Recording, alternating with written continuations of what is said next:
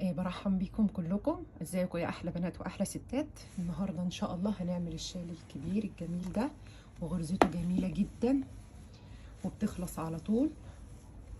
هو كبير بس انا طبعا الكادر بتاع الكاميرا مش جايب كله بتاع اهو. هو غرزته حلوه قوي وسهله وممكن تطلع معاكي على طول. استخدمت في الشال دوت اليزا بيركيوم عن 210 متر والشله 100 جرام، والرقم بتاعه علشان لو انت حابه انك تعملي نفس درجه اللون اهي 48 27، وعدد امتاره 210. اهلا وسهلا بيكم في قناتي. برحب بيكم كلكم. ازيكم يا احلى بنات واحلى ستات؟